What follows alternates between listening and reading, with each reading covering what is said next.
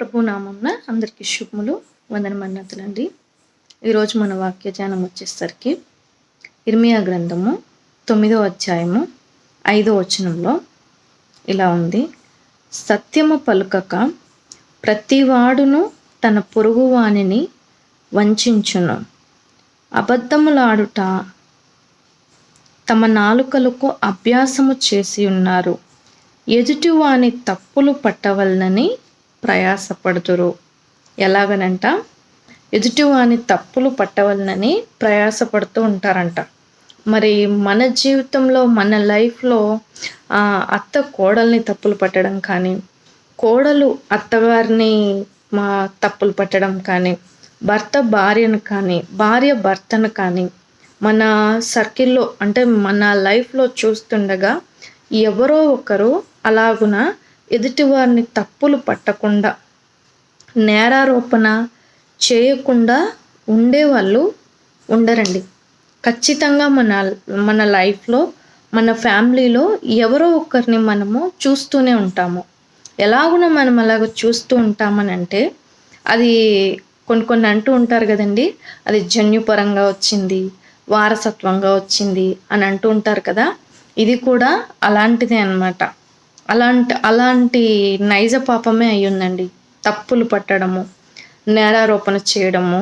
ఇది కూడా అలాంటిదే అయ్యింది. ఎలాగనంటే మనకు ఆది తల్లి అయిన ఆదాము హవ్వ గారిని మనం చూస్తున్నాం కదండి. మరి హవ్వమ్మ మోసపోయింది. ఫర్ సపోజ్ ఫలం తినినప్పుడు ఆదాము గారి దగ్గరికి ఆ ఫలాన్ని తీసుకొని వచ్చింది. ఇదిగో ఈ సర్పము చెప్పింది, నేను ఇలా తిన్నాను అని చెప్పి హవ్వమ్మ గారు చెప్పారు. చెప్పినప్పుడు ఆదాము గారు ఏమని ఆలోచించాలి ఒక్క నిమిషము. ఇది మన తండ్రి తినద్దని చెప్పారు, నువ్వెందుకు తిన్నావు, నువ్వెందుకు ఈ తప్పు చేశావు, ఇది తినకూడదు, తండ్రి తినద్దని చెప్పింది మనం తినకూడదు, అది అక్కడ పడేసే అనుంటే బహుశా మన లైఫ్ ఇంకో వేలో ఉండుండొచ్చు. మన భూమి కానీ, భూమి మీద పరిస్థితులు కానీ ఇంకొక అవకాశంలో ఉండొచ్చు. అంటే సాతానుకు పూర్తిగా మన జీవితంలో మీద అవకాశం దొరికి ఉండకపోవచ్చు. ఎప్పుడైతే ఆదాము గారు అవ్వమ్మ ఫలం ఇవ్వగానే తినేశారు, తినేయడమే కాకుండా ప్రభు వచ్చి ఆయన్ని అడిగినప్పుడు, ఇదిగో ఈ అవ్వమ్మ ఇచ్చింది, ఈవిడ ఇస్తేనే నేను తిన్నాను అని చెప్పి నేరారోపణ చేసేవారుగా ఉంటారు. ఇప్పుడు ప్రభు ఆవిడిస్తే నువ్వు తినటానికి నీ జ్ఞానం ఏమైపోయింది అని మనం అంటూ ఉంటాం కదా జనరల్గా. అలాగున ప్రభువు అలాగున మాట్లాడడము, అలాంటి మాటలు ఆయన మాట్లాడారు. కానీ నిజానికి అక్కడ పాయింట్ చూస్తే అదే అన్నమాట. ఆవిడ ఇస్తే నువ్వు తినేటప్పుడు నీకు కొంచెమన్నా జ్ఞానం ఉండాలి కదా. అలా లేకుండా తినేసింది కాకుండా అవ్వమ్మ ఇస్తేనే నేను తిన్నాను, ఈ అవ్వమ్మే ఇలా చేసింది అని నేరారోపణ మనము చేసేవారముగా ఉంటాము, ఎదుటివారి తప్పులు పట్టుకునే వారముగా ఉంటాము.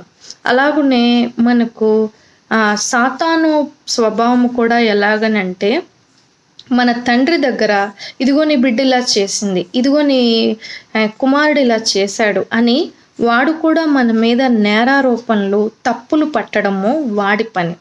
అదే పని, అదే ఉద్యోగము తప్పులు పట్టి ఎదుటి మనుషుల్ని నేరారోపణ చేస్తూ, అదే ఉద్యోగంలో కూడా మన ఇంట్లో మన కుటుంబంలో చాలామంది ఉంటూ ఉంటారండి. కానీ మనము మన జీవితంలో వాక్యము ద్వారా మనము సరిదిద్దుకోవాల్సింది ఏంటంటే, ఎవరినైనా సరే ఎదుటివారిని అర్థం చేసుకునే స్వభావము, అర్థం చేసుకునే గుణము, ప్రేమించే గుణము కలిగి ఉండాలి. మనము ఎదుటివారిని ఎంతసేపటికి తప్పులు పట్టేవారముగా ఉండకూడదు. ఒకవేళ వారిలో తప్పులు ఉన్నప్పటికీ, వారిలో పాపం ఉన్నప్పటికీ, వారిలో దిద్దుకొనవలసినవి ఉన్నప్పటికీ మనం ఏం చేయాలనంటే, వారి తప్పును వారు తెలుసుకునేటట్లు, వారి తప్పును వారు గ్రహించుకునేటట్లు ప్రభు దగ్గర మనము విజ్ఞాపన ప్రార్థనలు చేయాలి. ఆ విజ్ఞాపన ప్రార్థనలతో పాటు వారిని మనము ప్రేమతో గెలుచుకునే వారముగా ఉండాలి. ఆ ప్రేమతో గెలుచుకునే వారం బట్టే మనము అన్ని విధాలా వారి ప్రేమను, వారి జీవితంలో మార్పును, అంటే ఉదాహరణకు చెప్పాలంటే నేను మొన్న మెసేజ్‌లో చెప్పాను కదండీ! ఈ స్పెక్స్‌కి 2 లెగ్స్‌లో ఏ లెగ్ లేకపోయినా పని చేయదు అని. అలాగున్నే ఒకటి ప్రార్థన, 2 ప్రేమ. వాక్యం అని చెప్పాను కదండీ! వాక్యమైన, ప్రేమ అయినా మనకు అన్నీ ప్రభులోనే మనకు కనబడుతుంటాయి. ఒకటి ప్రార్థన, 2 ప్రేమ. ఈ ప్రార్థన, ప్రేమ 2 కలిపి నువ్వు ఆ మనిషితో ప్రవర్తించినట్లయితే, నువ్వు ఎవరైతే తప్పిపోయారు, ఎవరైతే పడిపోయారు అని అనుకుంటున్నావో, వారిని విషయమై మనం అలా ప్రయత్నం చేసినట్లయితే, ఖచ్చితంగా వారు బిడ్డలే కానివ్వండి, భర్తనే కానివ్వండి, భార్యనే కానివ్వండి, ఖచ్చితంగా వారి ప్రేమను, వారి మనుషులను మనము గెలుచుకునే వారముగా ఉంటాము. కనుక మనము సాతాను స్వభావములుగా వారిగా మనం ఉండకూడదు కానివ్వండి. ఎదుటివారి తప్పులు, నేరారోపణలు నువ్వు అలా చేసావు, ఇలా చేసావు, అలాగా, ఇలాగా అని మనమేం 100% కరెక్ట్ కాదు. మనలో చాలా పొరపాట్లు ఉంటాయి. కానీ మనల్ని ఎదుటి మనిషి అలా తప్పు పట్టట్లేదు చూడండి. అదే మనకు ప్లస్ అవుతుంది. అదే మన ఎదుటి మనుషులు మనల్ని తప్పు పడితే అప్పుడు తను నిన్ను తప్పులు పట్టి, నీవు తన్ను తప్పులు పట్టి, ఇంకా కుటుంబము, జీవితము, గందరగోళము, గజిబిజి, గొడవలు, గందరగోళాలు, రోడ్డు మీదకి వెళ్ళటాలు, విడాకులు తీసుకోవడాలు రకరకాలుగా ఉంటుంది. అదే సర్దుకుపోతూ, ఒకరినొకరు క్షమించుకుంటూ, ప్రేమించుకుంటూ, ఆ తప్పులు పట్టే గుణాన్ని, స్వభావాన్ని పక్కకు పెట్టి, తనను అర్థం చేసుకొని, తను నిన్ను అర్థం చేసుకునేలాగున ఆ భార్య కానివ్వండి, భర్తే కానివ్వండి, బిడ్డలే కానివ్వండి, అటువంటి స్వభావము కలిగి మనం ఉండడం ద్వారా ఒకరినొకరము గెలుచుకున్న వారము అవుతాము. అయితే నా కుమారుడు చాలా చిన్నవాడండి. వాడికి 8 years.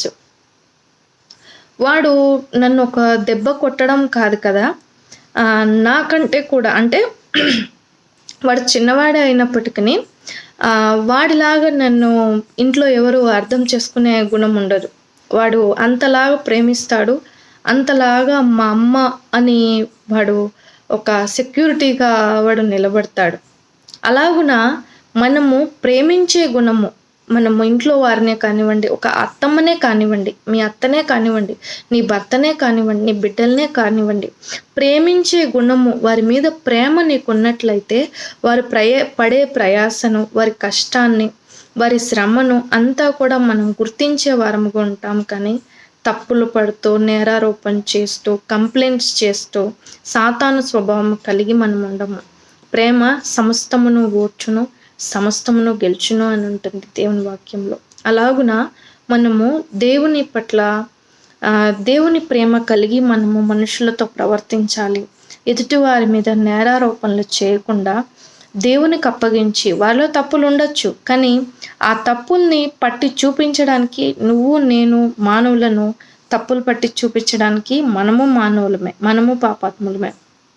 కనుక మనము తీర్పు తీర్చేవారము కాదు. వారు తప్పు చేస్తున్నారా, మంచి చేస్తున్నారా, చెడు చేస్తున్నారా, తీర్పు తీర్చే అధికారి పైన ఉన్నారు. కనుక మన కుటుంబంలోని వారిపైనైనా, మన ఇరుగు పొరుగు వారిపైనైనా, పక్కింటి వారిపైనైనా క్షమించడము, ప్రేమించడము మనం అలవాటు చేసుకొని జీవించగలిగే వారమై ఉండాలి.